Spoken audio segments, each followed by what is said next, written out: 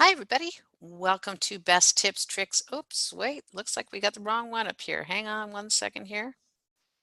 If you can hear me all right, please raise your hand.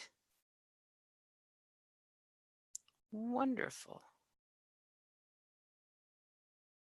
Not saying the right one.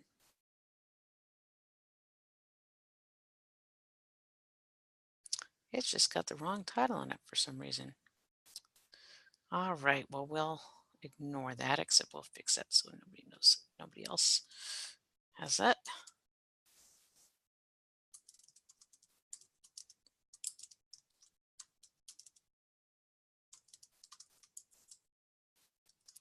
All right.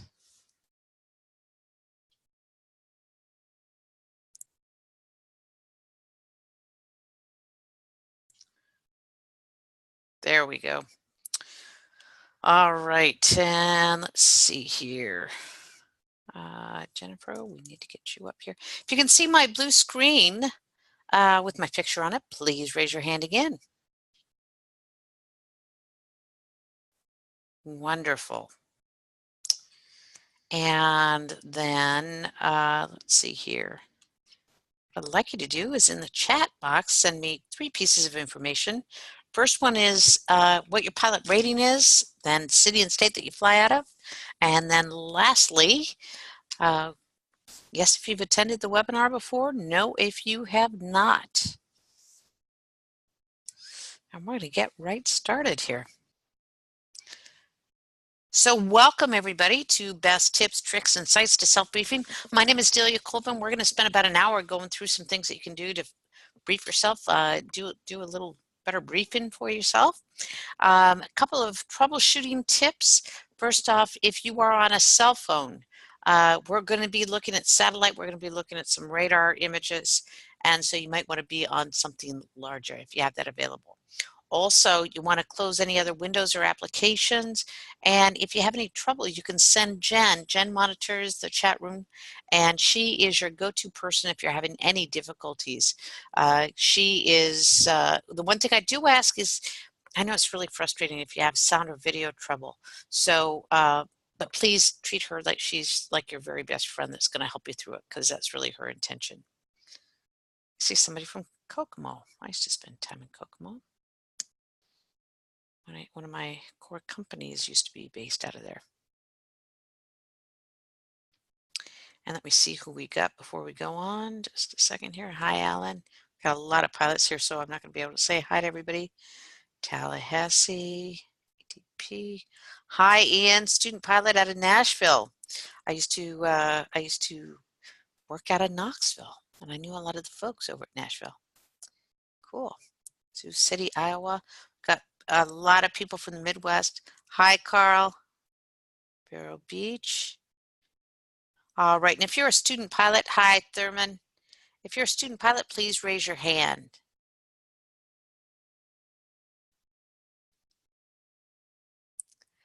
Two weeks shy of my 61st birthday. Well, happy birthday, Stella. All right, everybody, let's get going here. First off, thank you for joining me. I appreciate your time. I appreciate your interest. And thanks everybody for raising your hand, by the way. That gives me a good idea of who we got here. Class audience, we have got from student pilots to ATPs, CFIIs, and everything in between. So what we're going to do is cover a lot of material, and we're going to move pretty quickly through it. But you are going to get some pretty darn good notes at the end. And we're actually changing that so you're going to get your notes at the beginning, but we're not quite ready with that yet. And then wings credits. All you got to do to get wings credits is be here for most of the webinar, and you automatically get them. So who am I? My name is Delia Colvin. In 1988, 3 things changed in my life. First one was I got picked up as an air traffic controller, which was really amazing to me. And I went to work at Anchorage Center. It was right after Korean Air 007. I was a Russian interpreter also, so I got to do some kind of cool stuff there. But because I wanted to do a good job, I decided that I needed to learn how to fly, which kind of scared me. And so, so you guys are all my heroes, by the way. And so I started taking flying lessons. I had a CFI that was kind of a fly by the seat of your pants kind of guy, and he would say, "Hey, just call and get some weather, would you?" Well, I didn't know what I was doing. I didn't know how to prepare. I didn't know what they were giving me. I didn't know how to analyze any of that.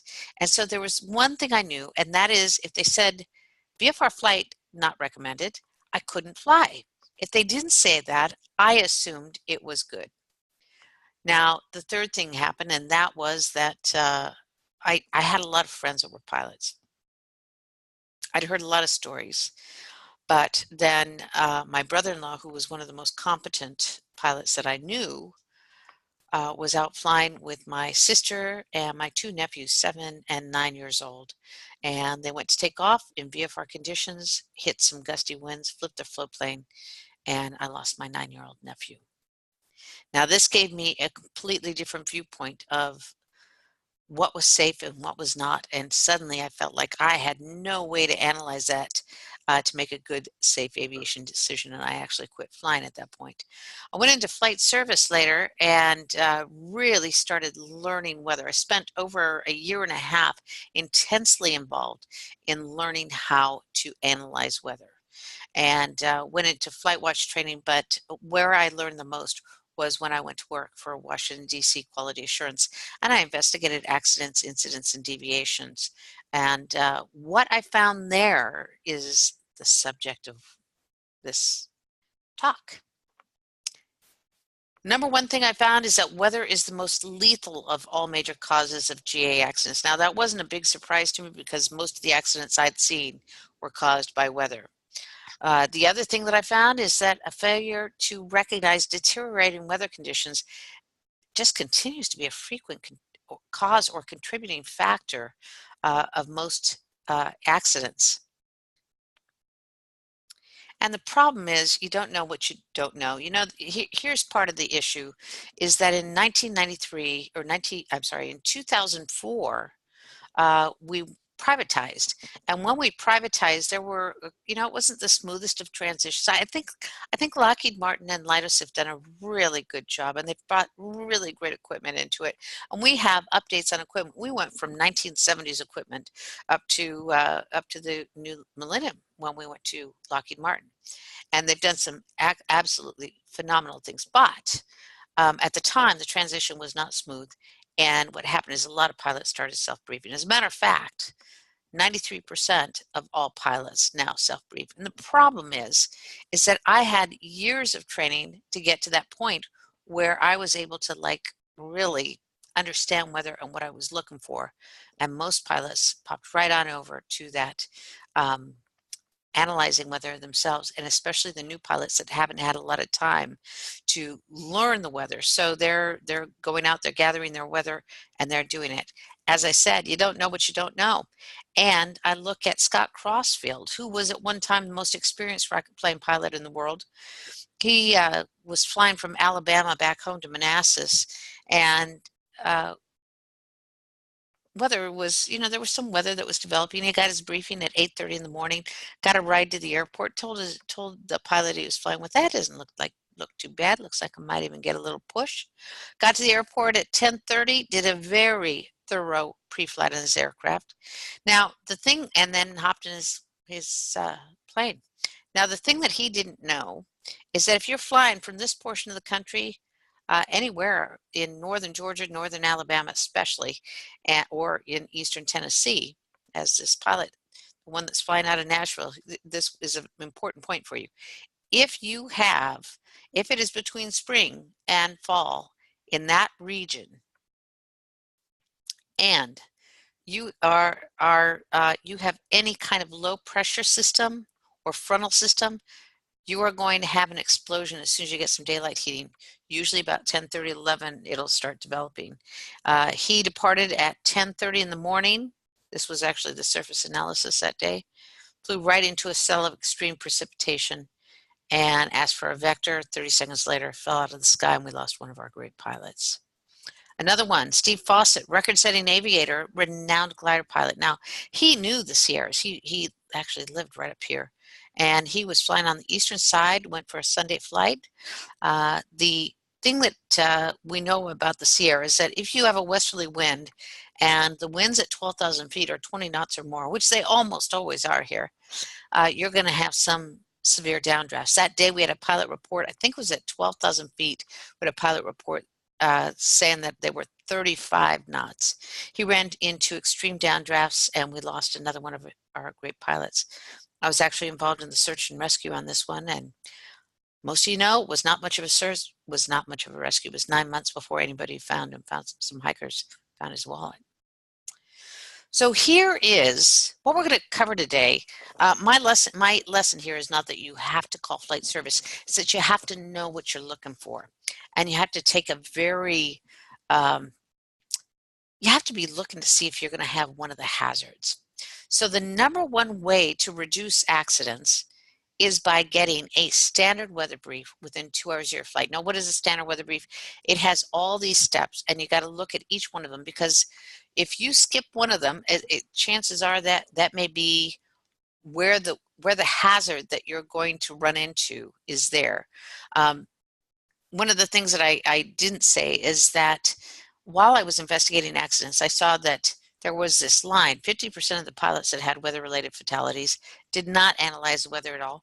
50% did, and obviously didn't know what they were looking at, because I will tell you that in every accident I investigated, the weather was evident in that standard weather brief. So getting a standard weather brief, hitting all the items, knowing just a little bit what to look for. You don't have to have massive amounts of information, but you do have to have enough to make a good, safe decision there. And you want to do that within 2 hours of your flight time. And then you want to get an update brief within 30 minutes. Now you can actually email yourself one. I'm going to show you how to do that. But that alone can be a major factor in reducing that. If Scott Crossfield had gotten a standard weather brief and then done an update brief, he would have known that there was extreme weather just north of him, which is why the air traffic controller didn't tell him. He thought it was pretty evident. He thought most people were aware of that. So here's what you need to know. You need to know all 6 steps to a standard weather brief. You need to know which pieces are AGL and MSL. We're going to talk about that in here. We're also going to cover where you should get the information. We're going to talk about analyzing cloud types. You need to be able to know what you're looking at when you're looking at satellite. Is it convective? Is it non-convective? And can you discern clouds from fog? Those are all things you have to be able to do on satellite. Radar. I see so many pilots relying on radar, and the fact is radar is the least reliable of the current conditions. You need to know what to look for to back up that radar. We're going to talk about that as well. We're going to go over which adverse conditions confirm adverse weather and which ones merely suggest it. And then we're going to talk about the tools that can give you, with a high degree of accuracy, either confirm or eliminate your concern for severe weather. And we're going to do that in the form of a standard weather brief. Then we're going to wrap it all up with the 10 top tips to a better briefing. That is at the end. If you just do those last 10 top tips, you're going to do so much better. And then we'll open it up for Q&A. Now, this is my weather risk assessment chart, and this is something I created because I found pilots were going through a standard weather brief and still not sure if they had those adverse conditions. Now, you do have to know what you're looking for in each one of these, but you'll see along the left there are the adverse conditions, and then we've got the primary tools. Now, the primary tools are generally current conditions. And why is a SIGMET or a center weather advisory and a SIGMET considered a current condition? They are pretty much in the way that they will not issue those unless those are occurring. So we'll talk more about that later. And the secondary is mostly forecast tools. And when I see 2 different forecasters saying that they've got a likelihood of a condition, then I know that we got a possibility of it. Hi, Erin, how are you?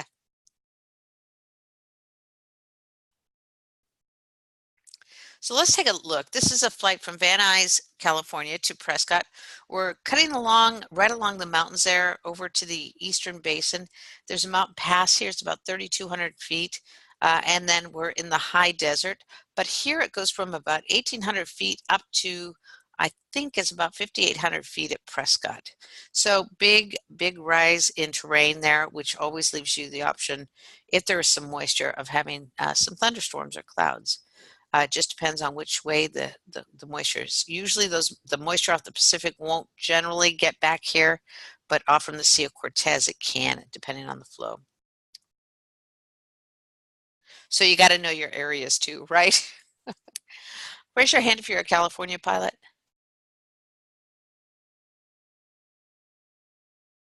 I see a couple, yeah. Okay, so the first thing that we're going to do is an overview. Now, an overview, it's not a requirement. It's something that I do. I think it gives you a really good heads up for what conditions you may encounter. I like to look at satellite, radar, and surface analysis. Now, the satellite, as I said before, is my go-to tool. It is the number one thing that I trust when I'm looking at weather. And I'm going to be able to tell what's going on with that terrain pretty much from looking at it. I'm going to also look at the surface analysis, which is going to tell me where we're going to have instability, where we're going to have stable air, where the moisture flow is, and also what the wind flow is.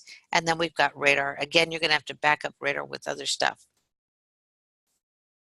So you can go to aviationweather.gov, you can go to the big national picture, but as you scroll down from that, then you get these regional pictures, which are going to give you a better idea of what you're going to be looking at. Now, you always want to be animating this, so click in that loop. And sometimes if I'm not sure what's going on, I'll stop it and then I'll inch it through each picture to see what's happening. Now, here is our route, and you see this right here? This right here is a low pressure system. It's circulating. Now in California, sometimes we get a thing called a coastal eddy where the wind just starts coming out of the south and it loops around these mountains. We've got some big mountains right there, and it just sits there and it creates thicker and thicker and thicker clouds. This is not looking like that to me. Why? Because we've got like a little dry area in there. And also I don't see that it's doing that. I also see right here, see that?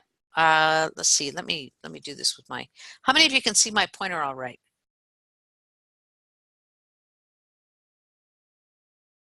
I should have asked it the other way around. We'll ask it the other way around. Raise your hand if you cannot see my pointer very well. All right, we got quite a few of them. All right, we'll do this.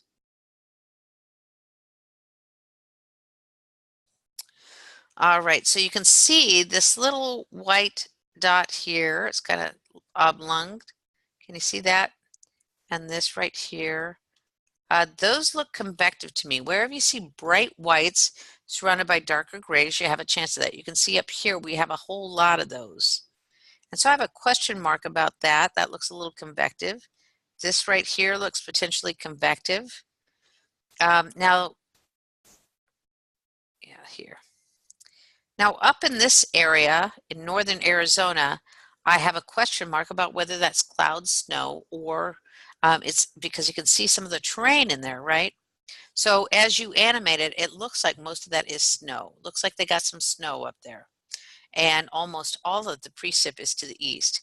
I do see some movement to the east here, but not a whole lot. However, these little areas out in the desert are getting larger as we animate it. Now this is the color enhancer. I'm sorry, this is the black and white. I think I've got, not actually going to talk about this too much, but if you're looking at nighttime, you'll see this infrared. And the infrared, you can see, it says black and white. I like the color enhanced, but you can see the terrain here. See the terrain? See the valleys in there? What it's measuring is temperatures. So it's saying those mountaintops are really cold. Now, if those valleys started going away, then we start thinking those are clouds.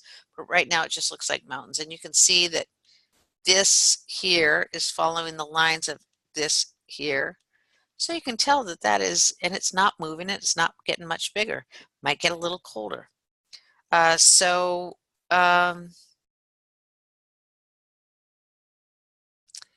And here you can see in northern or southern Nevada that it looks almost all white. However, here on this satellite, we can see the terrain. It looks like there's not much. Maybe there's some snow there. There might be some clouds also. So we know we got something going on. We're not quite sure what it is. Doesn't look too bad. However, there is a potential for developing thunderstorms. I saw the little white areas, the little fluffy white areas getting larger. So it looks like something could be happening there. This is not definitive. Now, if it was definitive, it'd be really easy. And maybe we should do some definitive ones. We've had some definitive briefings, but I'd like to show you how you make those decisions when it's not. This is radar. Now, this is a mosaic. A mosaic is when you're looking at more than one radar site. You know you're looking at one radar site, which we call single site radar, because it'll have a big circle around it, and just that one area will be involved. When you're looking at more than that, or you're looking at a regional area, you're looking at a mosaic.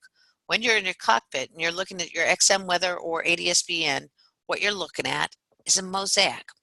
Now, mosaics are created because you've got these dishes that are circulating, and the meteorologist that is programming that dish will decide what he's or she is looking for. So let's say that you are west of Colorado and you've got a lot of big mountains around you, but you want to know what's really going on above those mountains. So what you may do is you may scan to see if you can get the precipitation tops, and you're missing the mountains. And so what it looks like is just very light precipitation.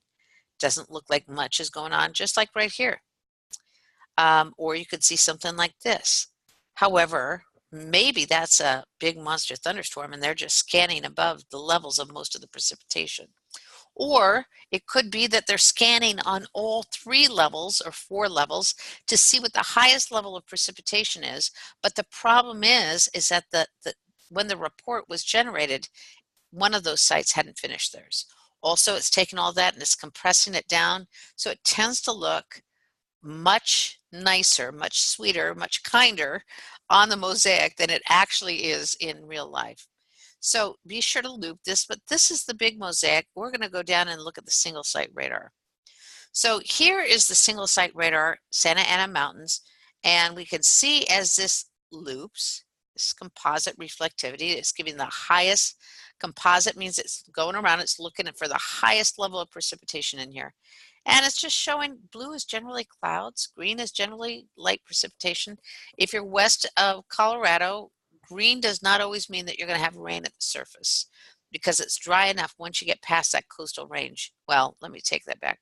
If you're north of, if you're south of Oregon. So green oftentimes will not hit the ground.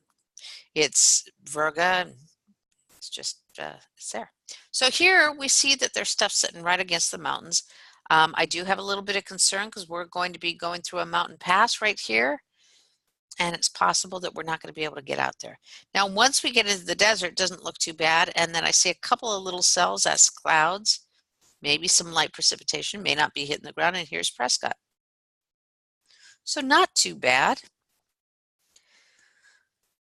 And by the way, that did align a little bit with what we were looking at on the surface analysis, except that I saw what looked like developing thunderstorms on the desert, some little white areas getting larger. Now here is the surface analysis, interesting surface analysis for California, by the way. This is a dying cold front, and it's weakly circulating here. That's why we're getting weak systems there. There is a low pressure system right over Las Vegas with a trough extending to the south. Normally we would see a warm a thermal low right there, meaning that Las Vegas area gets hotter than any place else and it starts circulating like a low pressure system, and then it picks up moisture. That's part of what causes those monsoons, is it picks up the moisture there and it brings it up these mountains from sea level up to 6,000 feet. But most of what we see here in terms of systems that could be causing stuff are east of Prescott. This could cause us some problems getting out of the Los Angeles basin, that low right along the coast. But I don't really see too much, and I'm not really concerned too much about winds. Now, as this moves on shore, I would certainly be concerned. So based on this overview, IFR, possible. And mountain obscuration, yeah, possible. Turbulence. Now, this turbulence would have to be convective or something else, or maybe that, that's what that would have to be. Or we'd have to have a strong onshore flow or something going on that way. Mechanical turbulence, possible, but mostly that's going to be, again, convective. Icing, absolutely, and thunderstorms. Yep. Now, this is 1-800-weatherbrief.com, and it is my very, very favorite site, and we should actually have the cover. Jen, send me a message. We need to actually add the cover page here. Here's why I there's some people, I've had a couple of people complain, this is just a big sales pitch for 1-800-weatherbrief.com. I have absolutely no reason to pitch it to you other than the fact that it's the best of the best. And for all the years that I was briefing, I dreamed of having a system like, oh, I know what happened is I cut out another little briefing that we had in here, and that cut this out. So 1-800-weatherbrief, when you get there, there is a tab that says weather, and there is another one that says pre-flight brief or something like that. You're going to go to the one that says pre-flight brief. But there on the left-hand side are a whole bunch of tools that you can use for this. Now, the number one tool, and the reason I recommend this the most, is that it's got next gen briefings. Now, you can actually see that marked up here, next gen view. And what that does, the toughest thing that we as controllers do is go through and discern what is important and what is not. So here, what they're going to do is this is going to eliminate most of the weather that's not directly on your route and isn't affecting you during your time. Also, it's going to give you this. As you click standard weather brief and you enter in all your flight information, it'll bring this up. It's got adverse conditions, synopsis, current weather forecast, NOTAMs. That is your standard weather brief. Now, you still have to check the class 2 NOTAMs. Actually says that when you click on NOTAMs. And here on this chart, it's terrain and color chart. It's one of my favorites. And you can see it says, I think it says sectional over here. Yeah, sectional right here. For you student pilots, I would get a standard weather brief. I would walk through on this. I would pull this up. I would walk through the briefing, see what it says. Then I would call a briefer, see what they say, and then I would send a copy of this and right here to yourself, and then discuss it with your CFI. So that's how you're going to develop the knowledge. I don't think we're going to have briefers for a lot longer. So this, the more practice you can get, the better. Now this map right here, down here, you can select where it says Mosaic Composite. You can select, it'll do visible satellite. It has all kinds of different things. I still like to see the relief map. And then you can also see right here, it's got a red dot with a white exclamation mark. It's got a time there, and that coincides with over here. Red dot, white exclamation mark. AirMat active while flight estimated to traverse area, and it gives you your times. We're going to blow this up a little bit. So here we've got adverse conditions, and when we click on that, we get a drop-down menu. Now it says TFRs 0. That means we don't have any TFRs. We had a pilot on the call about a month ago that got busted a presidential TFR. And he's now in court, and he's having a lot of fun with that. If you bring up this briefing and it says 0 like that, you are in far better shape, because I think they pretty well get those plotted. It evidently was not plotted on XM Weather. Now, right next to it, closed and unsafe NOTAMs, says we have none. The thing that I want to encourage you to do is to always check any airport you're doing a touch and go, stop and go, full stop, fuel stop. If you're stopping there and you're going there, check it. And the way you check it is by adding it to the alternates. Now, I have a lot of student pilots that say, well, do I need to really get a weather briefing when I'm just going up to the practice area? Usually, if you're going up to the practice area, you're stopping at several airports. And the fact is that the requirement is that you appropriately brief yourself on all the important weather along your route. I wish I had that quote. I don't. But we know that that is the requirement. So whether you're staying in the pattern, whether you're going there, just get a standard weather brief. It's really simple. It's going to keep you out of trouble. It's going to help you to make good, safe aviation weather decisions, and check those airports that you're landing at. Now, the rest of this, all of these adverse conditions all have to do with weather. Air mets right here is the most ambiguous. They can have an air met there and the conditions never develop, or the conditions can develop and they don't issue an air met. The air met is that kind of guess of what the current conditions are that meteorologist makes a long time in advance. Sometimes they change it if it doesn't do that, sometimes they don't. You've got to be able to know whether it's factual or not. You've got to be able to recognize the contributing factors and if those have changed. But the rest of these, convective SIGMET, urgent pilot report, center weather advisory, and severe weather are all issued only when the conditions are actually developing. So, or have developed.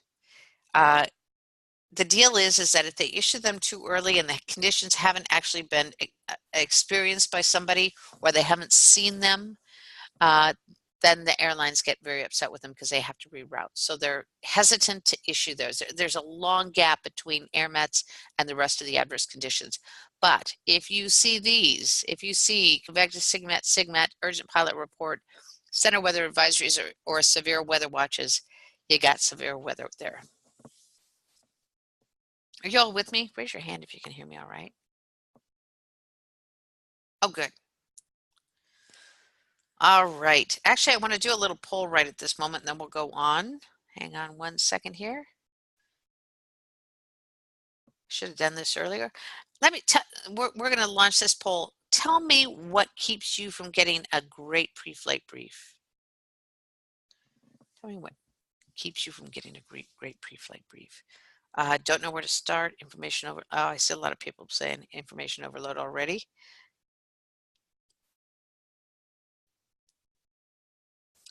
Understanding the weather or weather reports.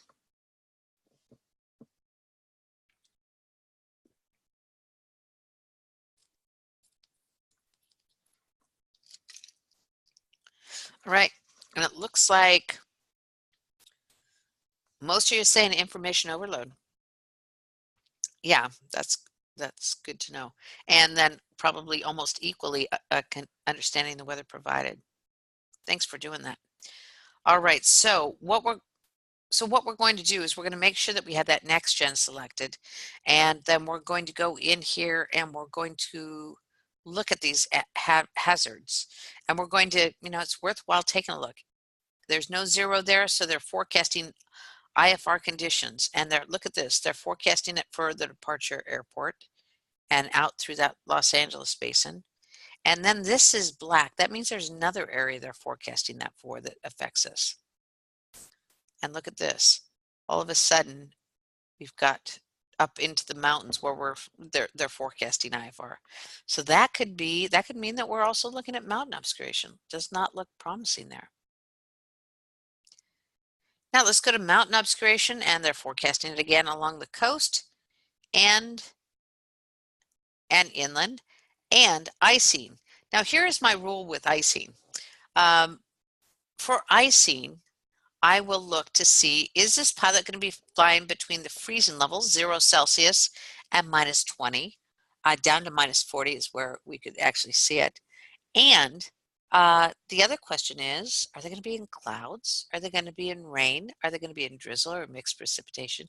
If the answer is yes to both of those, got a chance of icing. So my favorite thing to do is, instead of reading all this text, I just go right here, because frankly, I found that air mets for icing, especially south of like the midpoint of the country, like south of San Francisco to Norfolk, they don't always hit it. Maybe those areas are a little smaller than we'd expected. So here, let's see what when you click on the freezing level button, this is what you get.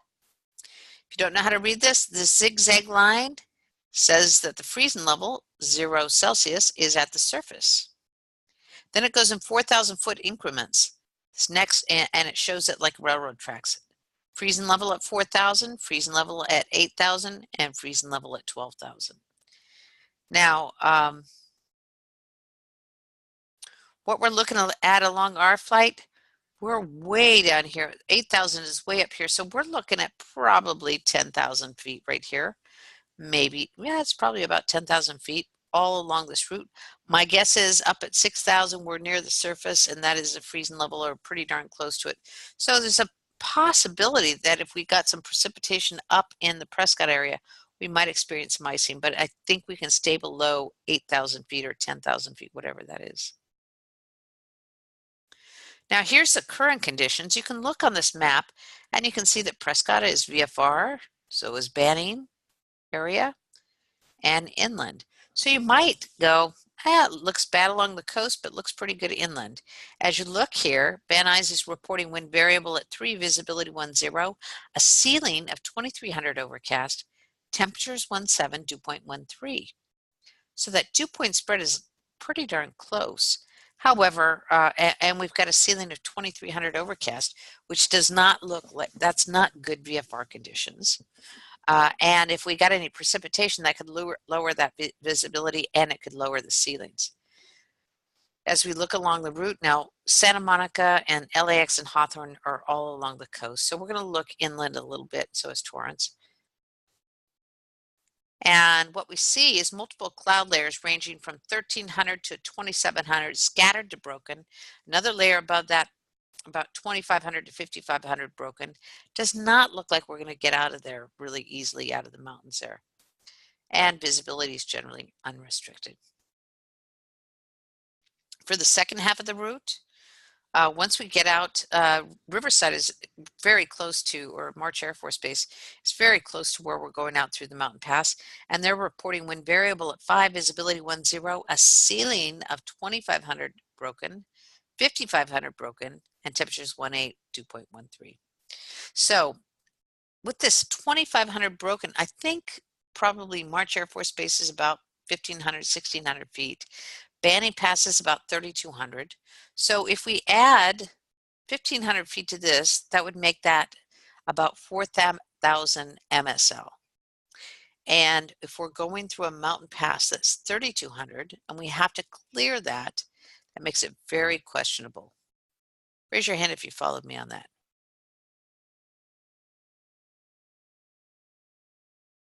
Okay. Should have asked it the other way. And raise your hand if you did not understand what I just said.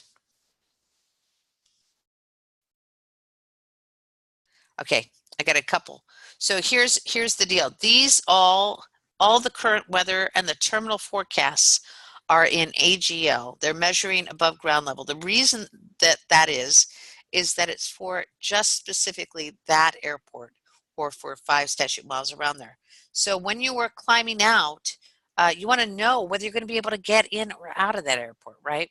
But once you're airborne, you want to know what those clouds are going to be at, MSL, because you're not going to subtract the field elevation or the surface elevation below you anytime you fly over a mountain, right? You want to have a pretty good idea that once you're airborne and you're at 3,000 feet, 4,000 feet, whatever, you're going to be, you want to know where the turbulence is, where the icing is based on where you're flying MSL. So that's what it's going to give you, is that report MSL on everything except for the METARs and TAFs. So we know that March Air Force Base right here has a ceiling of 2500 broken. That is a broken to overcast layer above ground level. And so we're going to, I think Riverside, I think March Air Force Base is about 1500 feet. So we're going to add 1500 to this, and we come up with 4,000. So we know that that cloud layer is about 4,000 feet. Now March, we're going to go through this Banning Pass out to the desert, and we have to climb up to 3,200 is the elevation. So we want to stay at least, 2,000 feet above that, right? So 32, so we need to be about 5,500 feet to clear that and really stay good and legal. But it looks to me that we're going to have a 4,000 foot ceiling, at least, maybe lower than that. Once we get out into the desert, we've got, looks like pretty much scattered clouds until we get to destination. Destination reporting wind variable at 3, visibility 10, 2,800 scattered, and a ceiling of 3,900 broken. Again, that is AGL. It looks to me like we can get in there if we can get out of the Los Angeles basin. However, the thing I want you to keep in mind is that there's no reporting points here. As a matter of fact, there's not one over Banning where we're going through this mountain pass, and there is nothing until we get near here and then up to Prescott. So satellite kind of looked a little different than this, didn't it?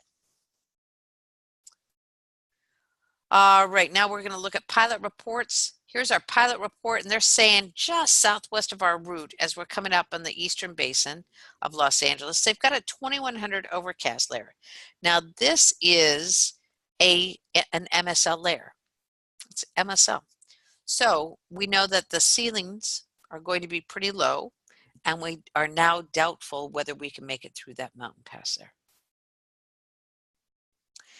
Now here in 1-800-WeatherBrief.com, we get to the forecast, and we have gone to graphical forecast discussions. Now I will be honest with you, I can't read these charts on here.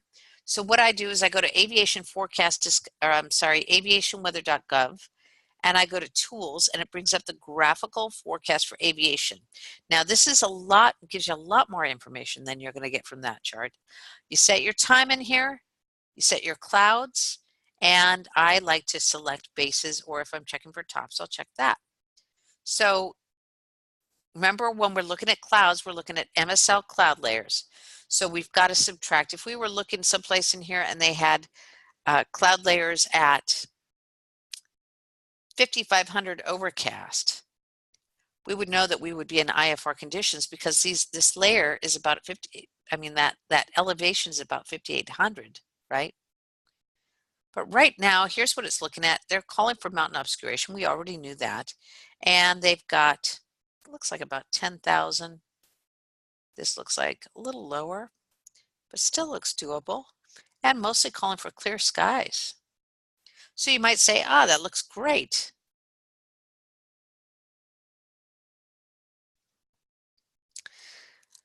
So, Joe posted this. Thank you, Joe. 91 part 103. Each pilot and command shall be, before beginning a flight, become familiar with all available information regarding that flight. And I usually have that in here. That is the requirement. Thanks for posting that. All right, so here we go to, hang on a second here. All right, so here we go to the ceilings. Remember, ceilings are AGL. We're going to look at ceilings here, and it's not showing up much in there. However, it's got these little symbols here, so we're going to take a look and see what that means. We're going to click on weather symbols down here, and what it's saying is that we've got some fog. We also saw some of this, some showers. Anytime you see Sierra Hotel, that means showers. That is associated with convective activity. Drizzle is associated with stratoform. But we're not seeing thunderstorms. That's the main thing. So here we've got the terminal forecast. Now the terminal forecast is the most reliable of all the forecast tools out there. However, it is for a point forecast. It's for 5 statute miles around that airport only. Further, that meteorologist is severely limited in what they can say. So here we're going to look at this. Now on 1-800-WeatherBrief.com, what they do is they highlight your passing times for each of these airports. Now some of these are just close enough that they're showing up, but they're not actually on our route. Like Santa Monica is along the coast. That's over here. And it's actually a little further there. LAX is a little further down along the coast, but Van Nuys is marginal. Look what's got, showers in the vicinity. That means between 5 and 10 miles. That makes me suspicious, because meteorologists writing TAFs will often use showers as a placeholder for thunderstorms. As we go on and look at this, we've got green over LAX, blue marginal conditions over Long Beach. We're not really flying that way. And Ontario is green. Ontario in the Eastern Basin, that's out here.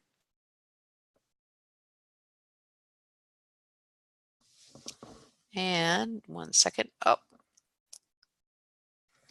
it's telling me that my battery came undone. Hang on a second here.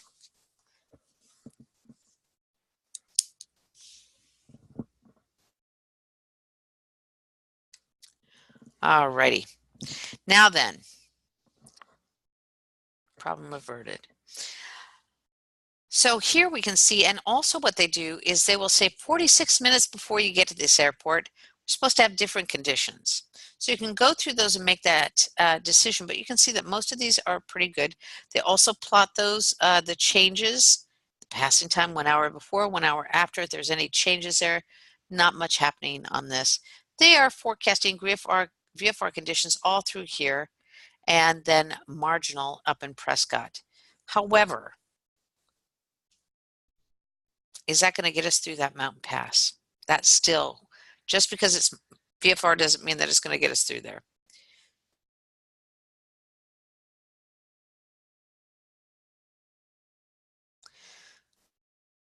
Now, the last thing we're going to look at is the winds aloft. And in the winds aloft, I don't have much concerns at all. We're going to get a little bit of a headwind, but not too much. For those of you that don't know, winds are named out of where they're coming from. So these winds are coming out of the east, which means we're going to have it on our nose, but it's only about 5 knots, not a big deal. As we get over towards Blythe and Phoenix, light and variable at 3,000, and at 6,000, it's going to be out of the out of the west. So the winds are going to flip somewhere in here, but really don't look too bad. There's not a whole lot of velocity at that. Now, here's the thing to know about winds aloft. Winds aloft are based on the 00 and 12 Zulu balloon launches. And if they change, if there's a cold front that comes through that's going to cause those winds to change, they will not update it. They don't update it, right? So you've got to know what that means now, or you've got to know how to analyze that. So what we're going to do is we're going to figure out whether those winds are accurate or not. So just based on this briefing, now if you were a student pilot and you just went through, you'd have some pretty good information when you finish this. You would look at this and you'd go, IFR, it doesn't look like it's terribly lightly. Mountain obscuration looks absolutely possible. Turbulence, not likely based on what we're seeing. Mountain wave and mechanical turbulence. For those of you that don't know what mechanical turbulence is, it's when you have something that's disrupting the airflow and it creates eddies, spinning air. Those can be extremely hazardous. So we'd look for 20 knots or more at the crest of those mountains to have mechanical turbulence. We're usually talking about mountains here, but you can get it from buildings also. And icing, not likely. Thunderstorms, possible. I just saw something that was growing, little white dots that were growing on the satellite. So it's possible, absolutely. So we're going to go to this weather risk assessment chart. And right here, we're going to check on mountain obscuration. Now, the first thing we're going to look at is pilot reports. We did have a pilot report. It said that there was a cloud layer at 2100 overcast, and that was MSL. However, nothing through that mountain pass, but it leaves us suspect on what's going on just east of there. METARs, we didn't have any METARs through those mountain passes, nothing that solidified that. Satellite was a little questionable. The TAF did not support it. There was an AirMet, right?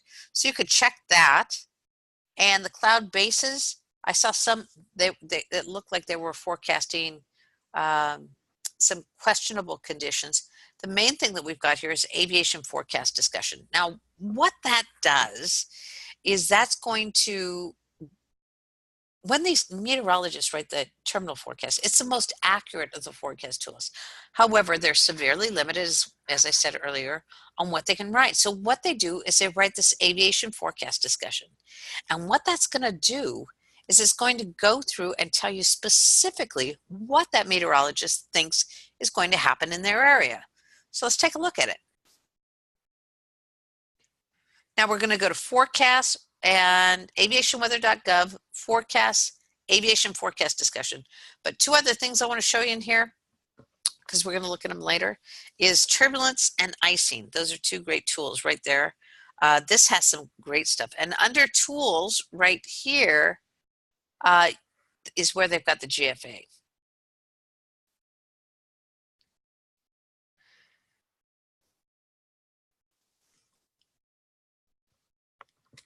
So this is what comes up, and what you're going to do is select your area.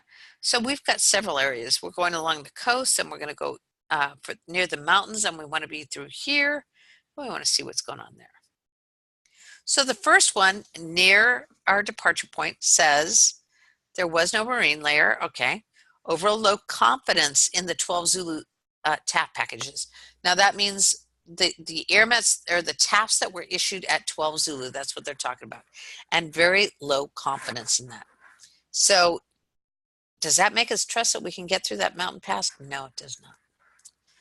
Deep moist layer will continue to generate scattered precipitation throughout this afternoon, along with flight categories jumping from low IFR to VFR at most sites. They're expecting low IFR to IFR and the conditions jumping. So that right there would give me reason to cancel a flight, by the way. These aviation forecast discussions are pretty darn accurate. Now here we go to the inland area of the Los Angeles Basin. Broken to overcast cloud decks within 2,000 to 9,000 feet MSL layer over and west of the mountains. So this layer at 2,000 to 9,000 feet is going to be over and west of the mountains, which means that we may not be able to make it through there. And areas of drizzle and light rain. Now they're saying drizzle, which means non-convective, so that's kind of encouraging about thunderstorms. Not encouraging about anything else. So visibility is 2 to 5 statute miles in mountain obscuration of coastal slopes will gradually become scattered to broken clouds with primarily visibility 6 with lessening showers and mountain obscuration. So they're calling for not great conditions, and visibility is down to 2 miles. So we're not looking so hot there. Hi, Joseph. Thanks for joining us. No problem. Glad you could join us. Said another Joe. All right. And then we go out into the desert where they're saying skies are expected to clear rapidly this morning, leading into just a few to scattered fair weather cumulus. I did see some cumulus, but they could have been fair weather. Around 4,000 to 7,000 feet today.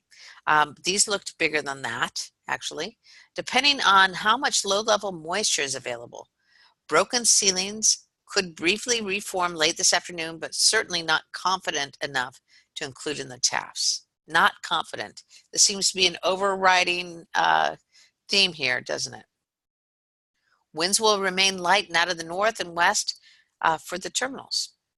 And then we get up to the Prescott area, and they're saying marginal to IFR conditions will persist across northern Arizona today until at least early afternoon. The most widespread showers activity will be east of Page, which means east of Prescott also, with additional showers possible elsewhere. Expect conditions to slowly improve from west to east by early afternoon. Winds will generally be light. Aviation discussion not updated. So they didn't update this discussion. However, that's because they're not expecting big changes here. So what did we see? We saw that most of them are not confident, that they are expecting lowered visibilities, lowered ceilings, and it looks a little questionable whether you're going to be able to make this VFR. Now, if we were looking at thunderstorms, we would be looking for convective SIGMET, center weather advisory, weather watches. In METARs, we would be looking for CBs or TR-S8 thunderstorms, moderate rain showers. TR is that, or rain showers. IR satellite's going to show us, or radar and satellite, you're going to look for the developing thunderstorms. We didn't see any of that there. And by the way, remember, they're only going to issue this when it's there. GFA thunderstorms, we looked at that and they were not forecasting much going on. TAFs didn't call for thunderstorms. In the aviation forecast discussion is where I would expect to see that, and I saw nothing about that. I saw showers, I did not see thunderstorms.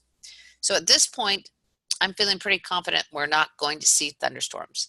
There's something that's going to keep it, there's some instability, but not enough to develop into thunderstorms. So turbulence, low-level wind shear. Now, the number one thing that I look at here is the VAD wind profiles. VAD wind profiles are my go-to tool for winds and how I evaluate them. However, let's say that you didn't have any of that area and maybe you had just an air met for turbulence and maybe the winds aloft were very questionable. I would go ahead and consider that you're going to have turbulence. That's what I would do. And down in mountain wave mechanical turbulence, we'd be looking for rotor clouds or ACSL. We didn't see any of that. Urgent pilot reports, nope. METARs and BADs. Comparing the, actually this needs to be, that needs to be moved up here. This should be METAR and BAD. So here you would compare the METAR with the bad wind profile. Down here you'd just be, what you're looking for is what the winds are going to be at the crest of those mountains. So let's go into the VAD wind profile. Now for me, the VAD wind profile pretty much nails it. However, I have had situations where I looked at it and everything looked pretty darn good, including the VAD winds. Maybe they didn't have VADs right over the area that I was flying in or the pilot was flying in.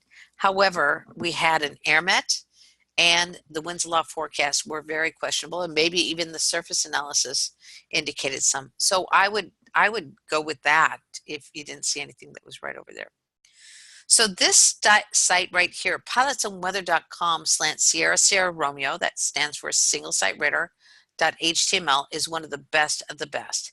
And this is what you'll see. Now VAD stands for velocity, meaning speed, azimuth, meaning horizontal direction, and display. It's plotted at every Doppler radar site and updated every 5 to 10 minutes. When you get there, go up to this corner, select radar site, and then select your various, I would look at all of these.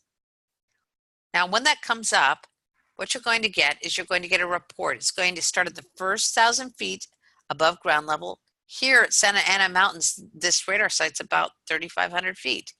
Here in Yuma Desert, it's near sea level because we've got 1,000 feet. It's going to go all the way up to 50,000 feet. Across the bottom, we're going to have at least an hour to an hour and a half of times, and it's updated every couple minutes. ND means no data or nothing detected. They're not picking up any winds. Here they got one. It might have been a bat. Don't know. However, any of the wind barbs that are green to blue means reliable. Yellow to red is generally unreliable. You don't see much of it anymore. Now here in Yuma, you'll notice that the winds are kind of all over the place here. Short little barb is 5 knots, longer one's 10. So they're kind of changing direction. They're moving all over the place. You might be kind of concerned about this low altitude. However, most of these are about 5 knots, so I'm not terribly concerned about that.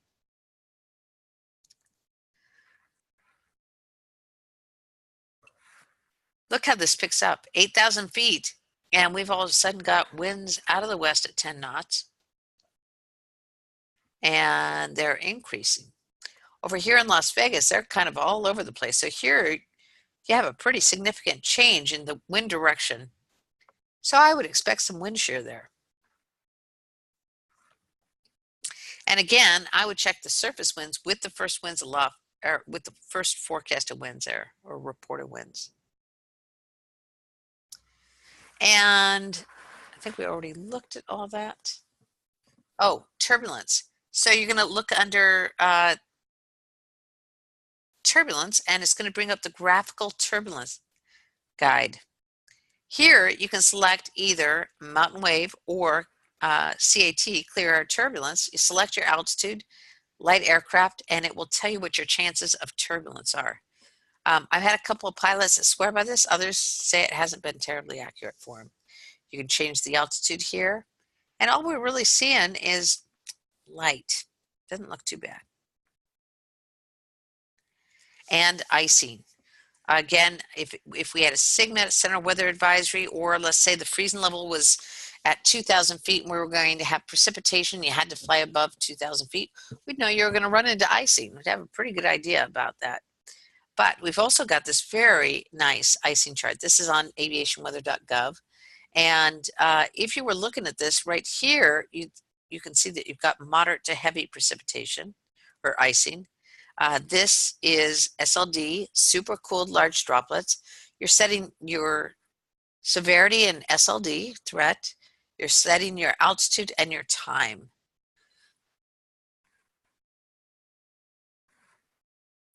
So looking for our route, we don't see any threat of icing. So here's the final analysis of this. IFR conditions, absolutely possible based on the aviation forecast discussion. I would not have said that otherwise. Mountain obscuration, likely. Turbulence, not likely. Mountain wave mechanical turbulence, also not likely. Icing, not likely. And thunderstorms, not likely. We went from almost everything on here being possible to eliminating most of this. Did you see that? Now I want to show you something. Here's what those mountains actually look like. Here is Banning Pass. Does it look like you can make it through that VFR? Heck no. All right. So understanding weather is vital to your health. This is my 4-minute word from our sponsor. I am the sponsor of these. We're going to go through this, and then we'll go through the 10 top tips, and we'll open it up for Q&A.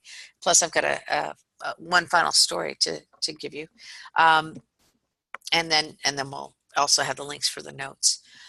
But as I said, this is my 4-minute word from our sponsor. I sponsor these events. We've been doing them for about 3.5, maybe 4 years.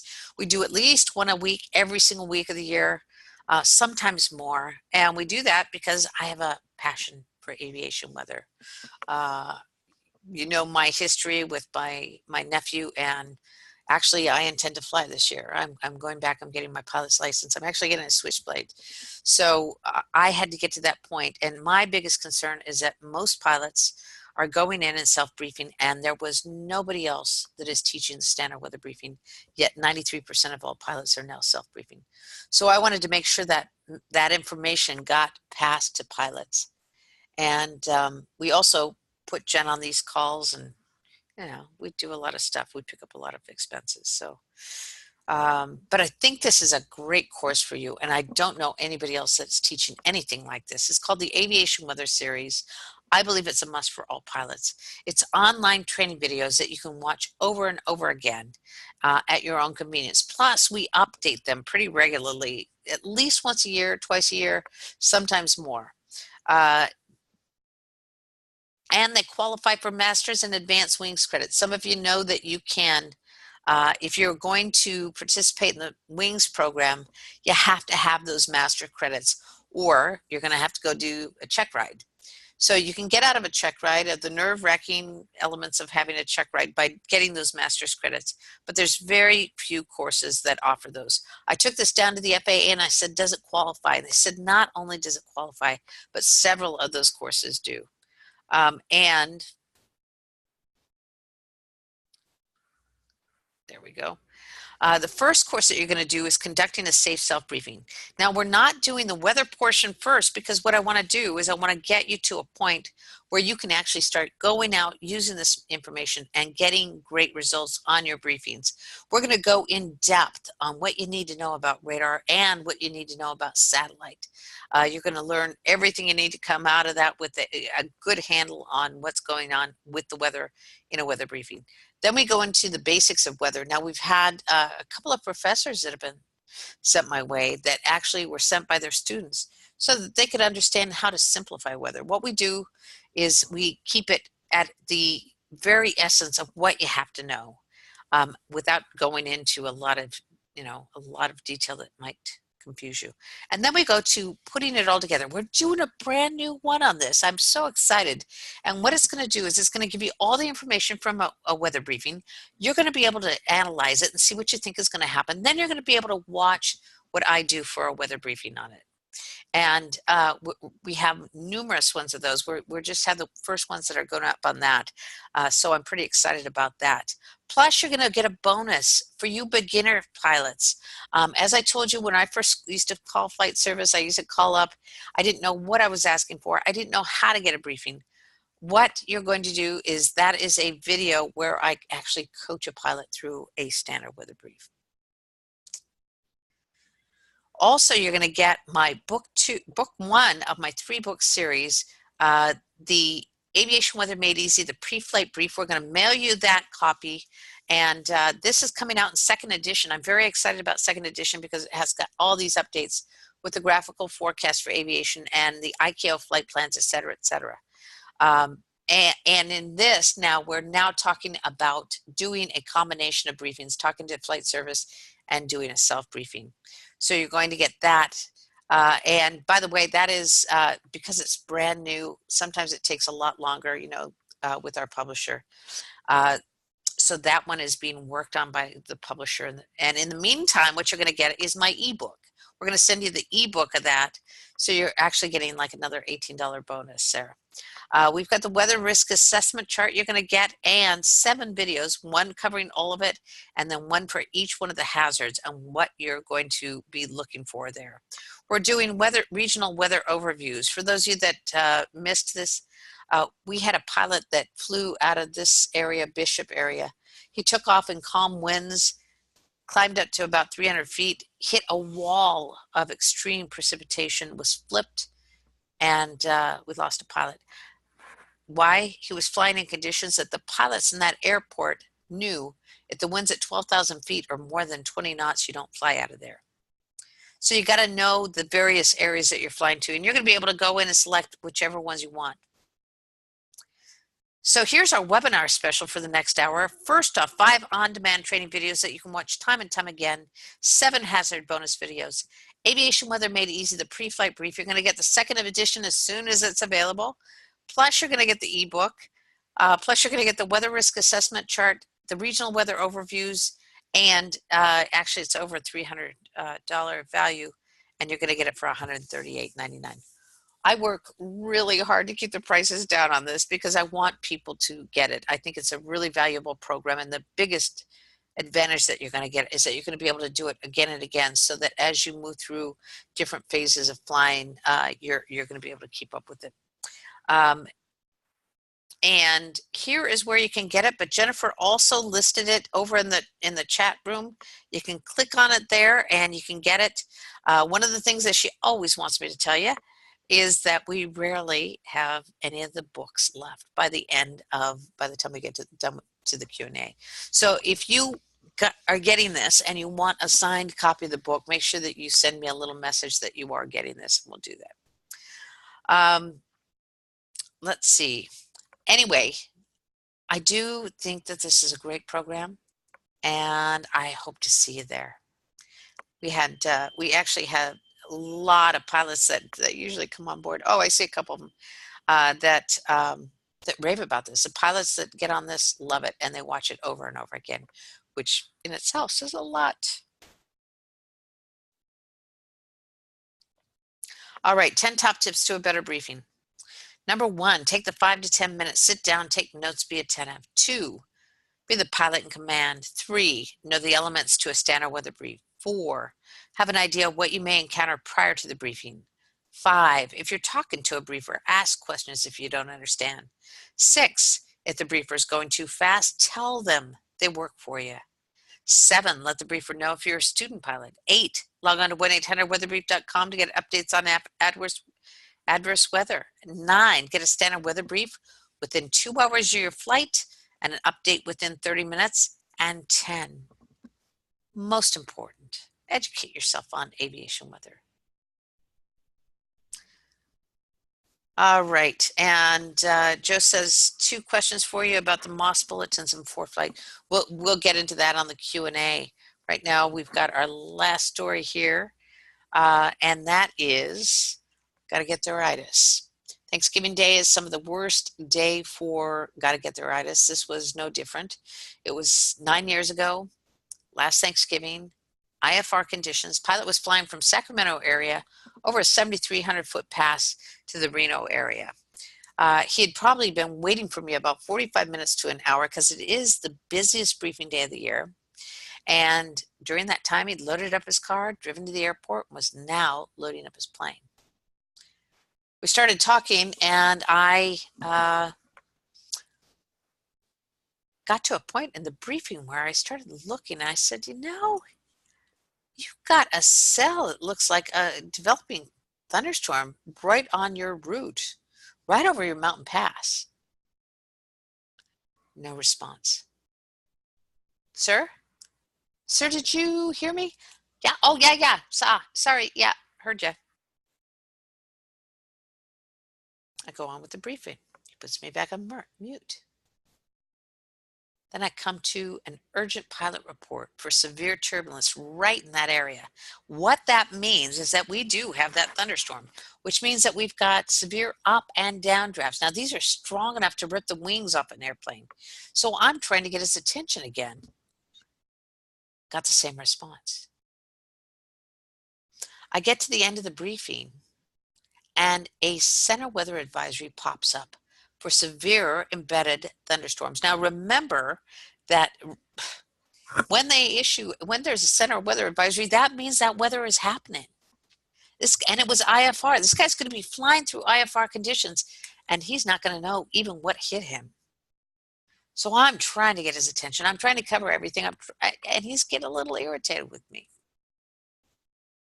So finally I said, all right, well, pilot weather reports are requested. Now I normally click disconnect at that point, but I didn't. And he didn't disconnect. And then I heard him say, all right, kids, in the plane. And I heard these little kids, I heard their feet on the pavement and heard them cheering. And I said, whoa, wait, sir? And he said, yeah. I said, those your kids? He said, yeah, they're my kids. I said, do you love them? Because they're probably not going to make it to that turkey dinner. He said, what are you talking about? I said, severe embedded thunderstorms? He said, severe embedded thunderstorms. There was a long pause. And I heard his feet on the pavement. I heard a door open, door close. And then he said, do you think you could start at the top of that briefing?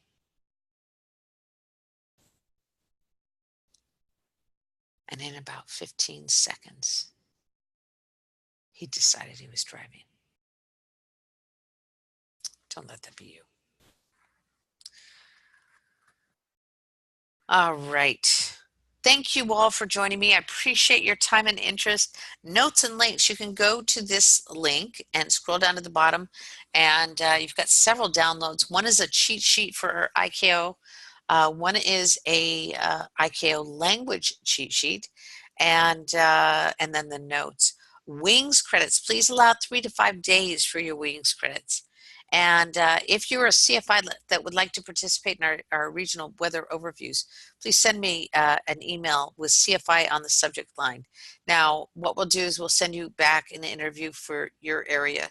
And then we are in the process of doing massive updates. And so as we get to the regional weather overviews, and we'll come back because we really want to respect your time and make the most of it. But usually what will happen is I'll put together something based on that. FAA Wings credits. If you are not familiar with the Wings program, it's right here. Everything that you need to know about it, including the user's guide. Also, they've got a great AMT program. Now, if you want to know if you got your Wings credits, all you got to do is log on here and go into advanced credits. If you don't see them, there's a little video that tells you what to do, but you can also send us an email. If you send us an email, please give it 3 to 5 days, and please make sure that you have the date, specific date that you attended, and also the email address that you logged on. And if you'd like, then give us also your Wings email address, and then Jen can look that up. I do ask that you wait 3 to 5 days. I do ask that you follow that procedure, because I will tell you that probably about 70% of the pilots that email us will just say, we attended the webinar, or I attended the webinar back a month or so ago, and where's my Wings credits? Or worse, they'll get really combative with us.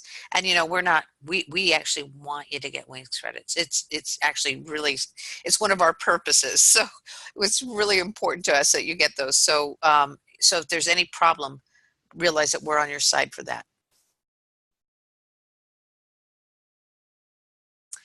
All right, and let's open it up for Q&A.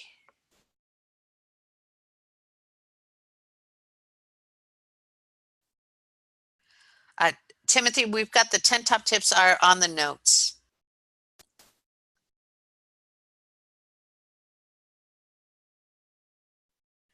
And let's see here.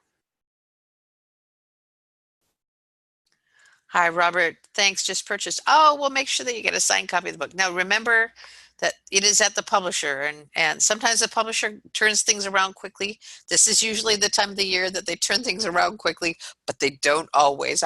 Now after I think we've got Jen. How many books do we have out? I think I have 9 books that I've written, and I found that you just don't know.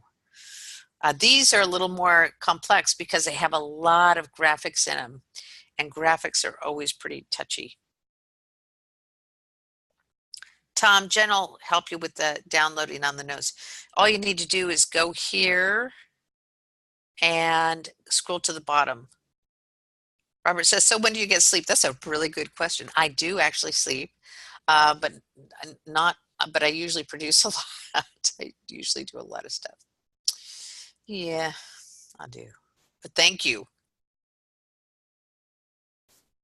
Hi, Tim. I took the webinar about a year ago, but nice to go through it again. Actually, this is a whole new one, I think. I don't think you would have seen this one. And we've added some new stuff to it. We're doing a little different. But thank you. Hi, Joe. I'm sending your seminar details to my dad and stepmom. They need your help. Oh, good.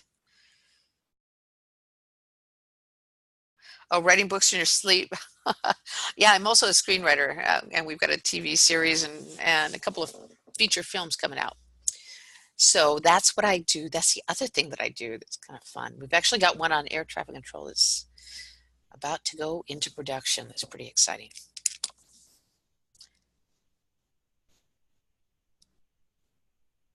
Hi, Richard. Thanks again for another great webinar. Oh, you're welcome. It was a good overview on the sites, tools, and things to look up. Oh, I'm so glad to hear that.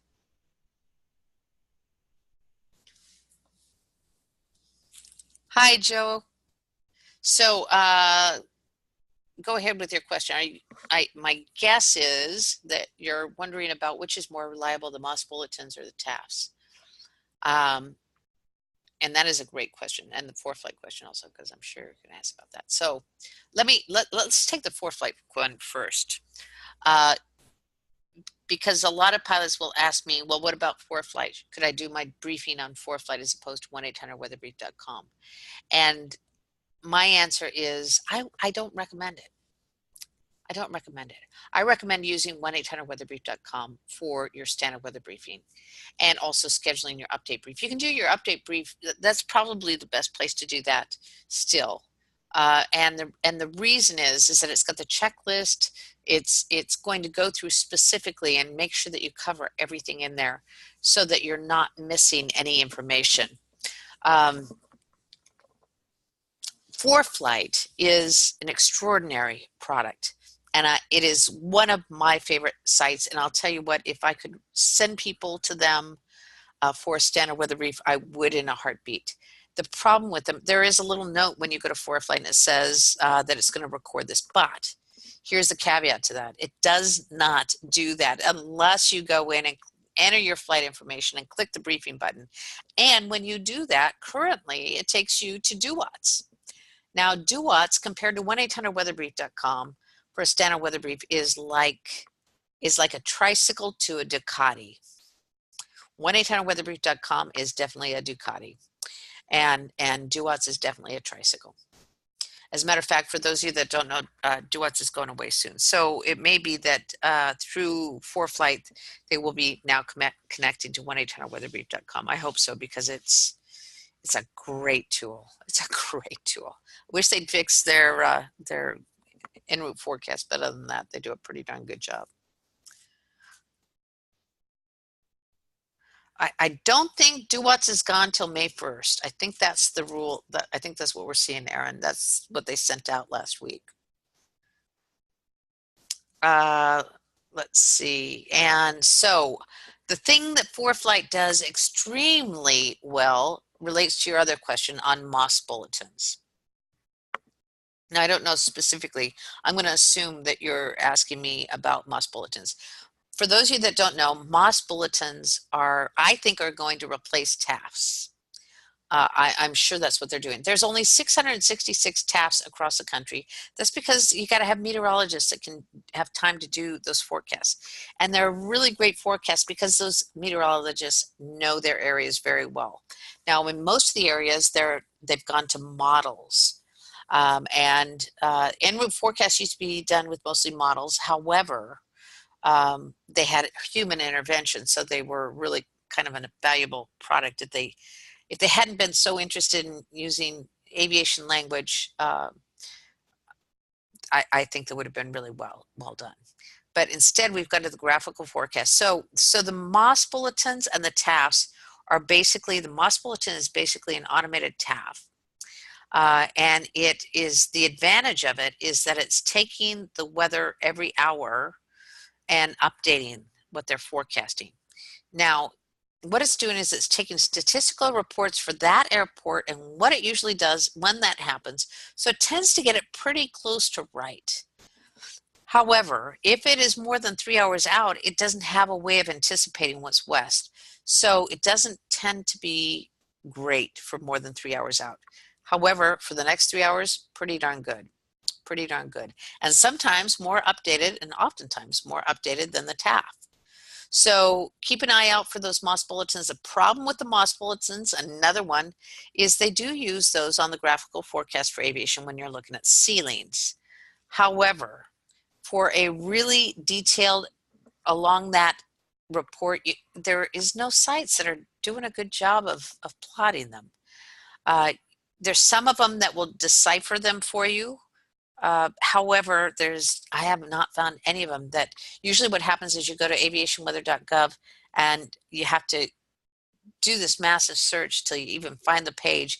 And then it lists like 20 to 30 to 40 little podunk airports in the state that have these MOS bulletins. And you got to figure out where these are, and it's kind of time consuming. And then the way that they have it on aviationweather.gov, it's so coded that it's not very useful.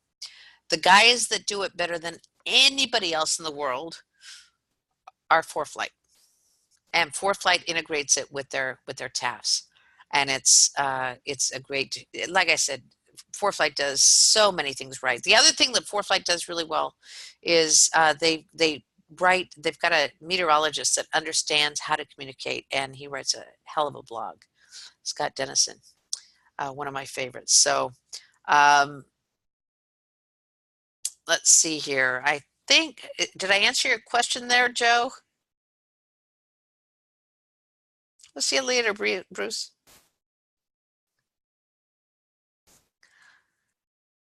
And Joe, question on SQT. Okay.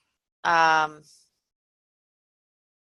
you're a balloonist and wrestle with understanding SQT charts. I was going to ask if you were, I have two people that ask me for SQT information, balloonists and engineers. Balloonists use it a lot. It's really useful. So what is a SQT? It is a graph, logarithmic graph that most pilots, when they look at, go completely cross-eyed and can't even hear what you're saying because they see this graph. And that's been my experience. So I don't usually talk about SQTs. I think there's just as good tools out there anymore, especially with graphical forecast for aviation that's converting some of that data for you.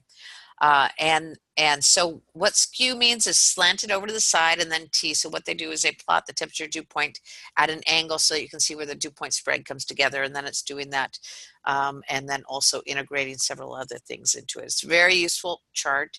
It's done at 00 Zulu and 12 Zulu. Some people tend to think that it's present thing. It's actually a report of what conditions were. Still, it's kind of useful. I have stayed away from that, but I may have to do that for the balloonists.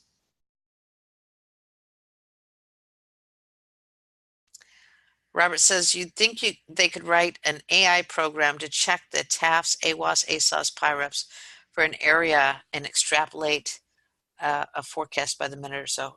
I am with you. We actually were looking at doing something like that. Hi, Catherine. Where do you find a SKUT diagram? Just Google it, Catherine, and you'll find several places that have them. They're pretty interesting, I think.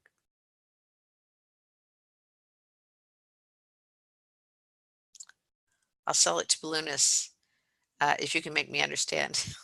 Awesome. Thanks you, Miles. All right, everybody, we're going to wrap it all up. I want to thank you again for your time, for your interest. And Jen just sent me a thing. Some people are getting stepped on getting the orders in, so we don't really know who's first. We've got several people that sent me messages. Let's just extend this for 30 minutes. We'll add another 30 minutes. Is that right, what we're doing, Jen?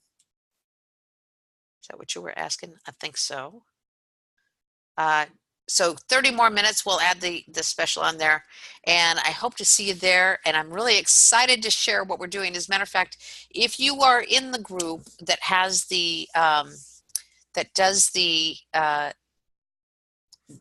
gets the aviation weather series, I'm gonna send out, and we're going to run some trials to see if you are really getting what's going on with this.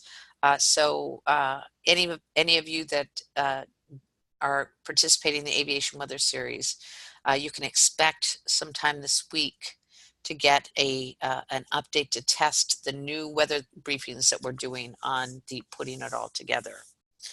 All right, everybody, we'll see you later. Thank you, Robert. Bye, everybody.